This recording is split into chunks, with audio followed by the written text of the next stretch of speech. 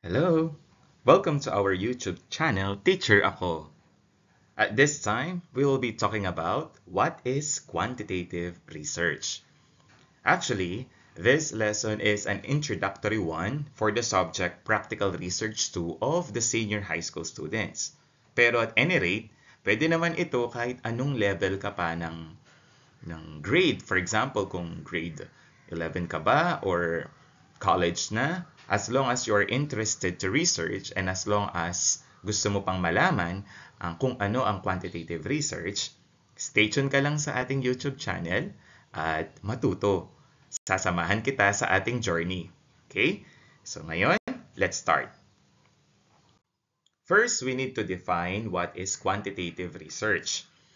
So, as shown now in your screen, quantitative research focuses on objective measurement and the statistical, mathematical, or numerical analysis of data.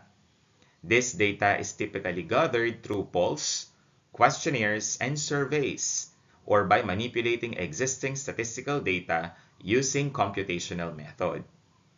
So, clear naman sa ating definition ngayon na pag sinabing quantitative research, it focuses on, in short, numerical data. So, may mga numbers involved dito. Unlike sa subject ninyo nung first semester kung senior high school ka, nung grade 11, or nung second semester, yung practical research 1, which is qualitative research, iba ito dun. Kung yung doon ay more on live experiences and stories ng ating mga participants, this time around, gagamit tayo ng ibang mga mechanism, for example, polls or questionnaires in gathering data. And these data are in the form of numbers. Para mas maging clear sa atin, let's proceed on the next slide. So, given by Aliaga and Gunderson 2000, ang sabi dito, quantitative research is explaining phenomenon by collecting numerical data that are analyzed using mathematical-based methods, in particular, statistics. This definition, actually, kinuha ko lang to sa mga napanood kong video na very helpful naman sa pag-understand ng quantitative data. So, I would like to acknowledge them. So, maraming salamat kasi nagka-idea tayo kung papaano natin mas mapapaintindi sa ating mga estudyante kung ano yung quantitative research. Kamukha nila, isa rin akong research teacher.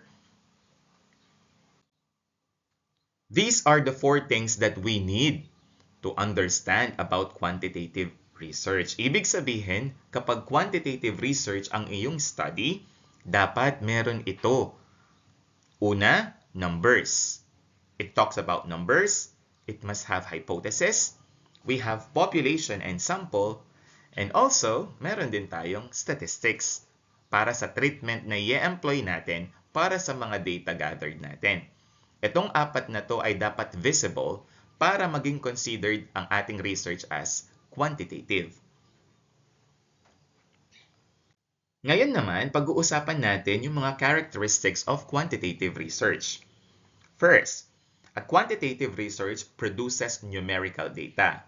Kamukha ng sinabi ko kanina, dito sa klase ng research na to, we focus on numbers or information that can be transformed into numbers, where measurable data is collected and analyzed.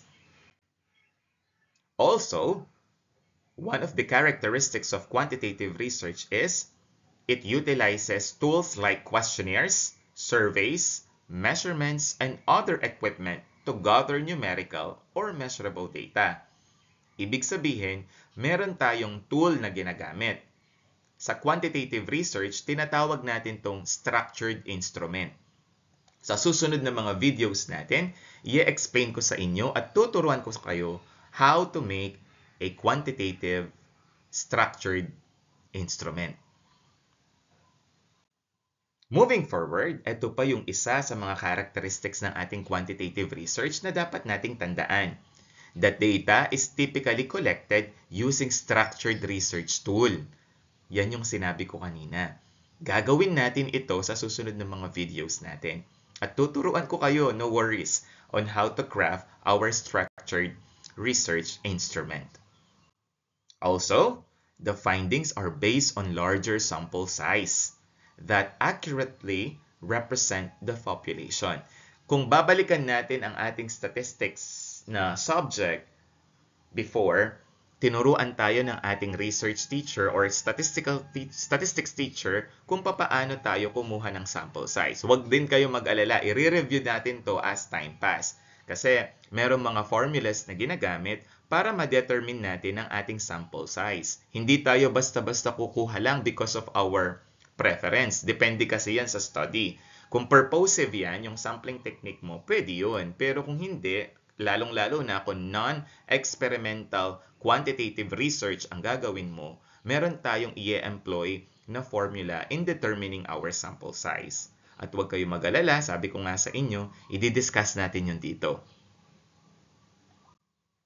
Also, the research study is highly reliable, making it easy to replicate or repeat. Sabi nga, ang quantitative researches ay pwedeng replicable. We can repeat them. Pwede naman yung topic to be repeated kasi yung mga results natin nagva-vary naman yan.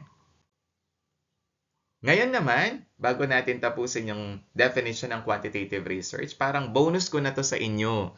Magbibigay ako ng mga sample research quantitative titles na pwede nating kuhanan ng idea or pwede natin gawin sa ating mga institutions, sa ating school. For example, yung una, let me read them. The impact of social media on academic performance among senior high school students. Second one, a study on the correlation between study habits and exam scores in senior high school student or in senior high school. Third, analyzing the effects of school extracurricular activities on student mental health. Next,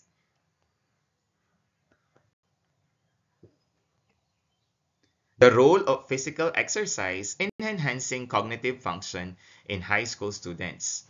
And lastly, investigating the impact of part-time jobs on academic performance in senior high school students. Kung napapansin niyo, puro focus tayo sa senior high school students kasi yung kinikater ko ngayon ay mga estudyante ko sa senior high school students. Pwede naman natin i-modify ang mga research titles na to based kung ano yung preference natin.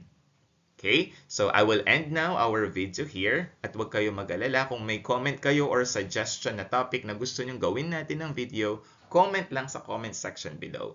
At tatry ko yung best ko para i-entertain yung mga queries ninyo. Again, till we meet again, thank you for listening. Bye!